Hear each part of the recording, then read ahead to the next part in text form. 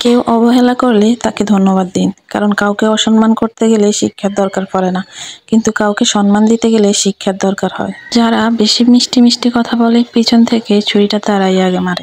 মানুষের পিছনে অন্তত বদনাম নিয়ে ঘাটাঘাটি না করে প্রতিদিন অন্তত 1% হলেও নিজেকে উন্নতি করার চেষ্টা করবেন। বছর শেষে দেখবেন মোট 365% হয়েছে। আজ হয়তো সময়টা খারাপ, কিন্তু সারা জীবন থাকবে না। তবে আজ যাদের চিনে নিলাম তাদের সারা জীবন মনে থাকবে।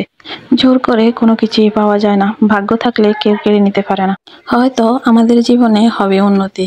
অবহেলা থেকে মানুষ অনেক কিছুই শিখতে পারে।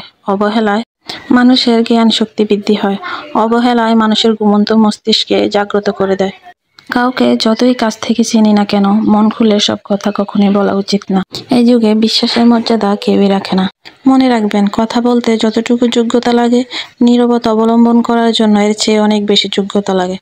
কাঁটা থেকে বাঁচার জন্য যেমন জুতা পরা উচিত, ঠিক তেমনি সৎ এবং মহৎ লোকদের সমালোচনা করা খুবই সহজ, কিন্তু তাদের মতো হওয়াটা অনেক কঠিন। আমরা সবসময় মনে করি আমাদের স্মৃতিশক্তি খুবই দুর্বল, কারণ আমরা মানুষদের অল্পতে বিশ্বাস করে ফেলি। স্বার্থপর মানুষরাই এই জীবনে ভালো থাকে, বাকিরা তো কেবল অপরকে ভালো রাখে। পরিস্থিতি এবং মানুষের খারাপ ব্যবহার ও সময় মানুষকে বদলাতে বাধ্য করে। জীবন অভিজ্ঞতা থেকে বলছি, যত একা থাকবো ততই ভালো থাকবো। সব ক্ষেত্রে অতীত ভুলে যাওয়া ঠিক নয়, কিছু ক্ষেত্রে অতীতকে মনে রাখতে হয়। কারা আমাদের বিপদে পাশে ছিল আর কারা ছিল না, এসব আমরা কখনোই বলবো না। তবে হ্যাঁ, কেউ যদি আমাদেরকে মূল্য দেয়, ভাববো না যে আমাদের কপালটা অনেক সস্তা। এটা ভাববো যে আমাদের কপালটা অনেক ভালো। পৃথিবীতে এত মানুষ থাকতে সে কেন আমাদেরকে মূল্য দিতেছে।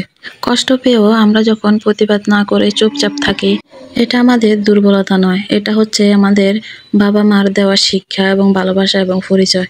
কখনো কারো সামনে নিজের সততা, ভালো থাকা, ভালো হওয়ার বলতে যাওয়া ঠিক না, কেননা আপনার প্রতি তার নজর লাগা।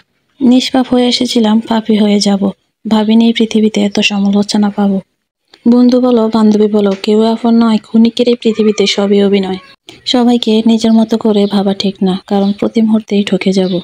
কথাটা তিতা হলেও সত্য। তুমি যার কাছে সোজা সরল হবে, সে তোমাকে সস্তা ভেবে চড়ে ফেলে দিবে।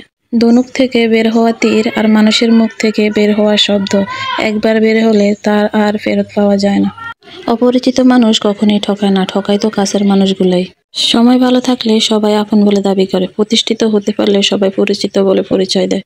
সত্য কথা মুখের উপর বলার মতো সাহস সব মানুষের থাকে না, যাদের থাকে তাদের বেশিরভাগ মানুষই সহ্য করতে পারে না।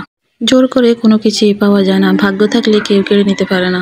হাজার দুঃখ, অনেকটা বাধা, কিছু সমালোচনা, বেশ কিছু পিছু টান থাকবে, শুধু নিজের লক্ষ্যটা স্থির রাখো, সফলতা কেউ আটকাতে পারবে না।